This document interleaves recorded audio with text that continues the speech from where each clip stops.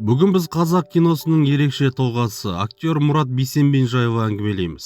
Ол көптеген көрерменге «Рекетир» фильміндегі Руслан рөлі арқылы танымал болды. Бүгінгі видео тек оқиға емес, бұл өмірді бағалау, талантты еске алу, сабақ алу туралы әңгіме. Өмірі қысқа болды, бірақ әсері зор.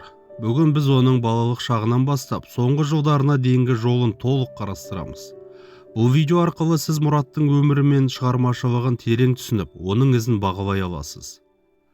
Актердің өмірі тек фильмдерден көрінбейді, ол әрдайым жүректе сақталады. Осы оймен бастайық. Мұрат Бейсенбин 1972 жылы дүниеге келген. Бала кезінен өнерге қызығушылығы бар, мектеп сахнасында алғаш рөлін атқарған. Отбасы оны әрдайым қолдап, шығармашылыққа шабыт берген. Балалық шағы қала мен ауылдың ортасында өтті. Кішкентай кезінен ақ мінезі белсенді, өнерге құштар болған. Бұл қасиеттері кейін актерлік мансабына үлкен әсер етті. Мектеп сахнасында алғаш рет рөл атқарғанда, мұны көрген мұғалімдер оның талантын бірден аңғарған. Осы кезеңдегі қызықты оқиғалар мен алғашқы жетістіктері оны өнерге бекем тартты. Мұрат алғашқы фильмдерде қосымша рөлдерде ойнағанымен, актерлік шеберлігін біртіндеп дамытты. Телехикаяларда оның қабілеті көрініс тапты. Қазақ киносына қосқан үлесі айтарлықтай. Әрбір кейіпкерге ол өзіндік реңк, эмоция қосып отырған. Көрермендерге танымал болған алғашқы рөлдерінен бастап оның есімі киноиндустрияда шыға бастады. Осы кезеңде достары мен әріптестері оның еңбекқорлығы мен шынайылығын атап өткен. «Рекетир» фильміне дейінгі жағдай, фильм идеясы, түсіру процесі, кейіпкерлер, Мұрат Руслан рөлін қалай қабылдағаны туралы әңгімелейміз. Фильмдегі кейіпкердің ерекшелігі, актерлік тәсілдері. Руслан қарапайым адам емес, күрделі мінез бен ішкі жан дүниесі бар кейіпкер.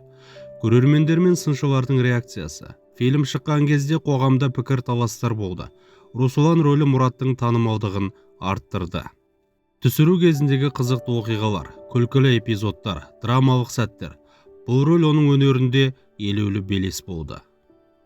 Мұрат соңғы жылдары ауыр сырқатпен күресті. Достары мен әріптестері оған қолдау көрсетті.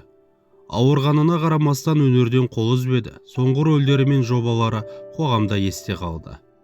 Жеке өмірі туралы, отбасы, жақындары, достары.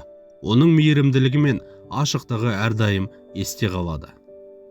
2026 жылдың 8 қаңтарында Мұрат өмірден өтті. Аурумен күрескенімен ақырында ауыр жағдайға төтеп бере алмады.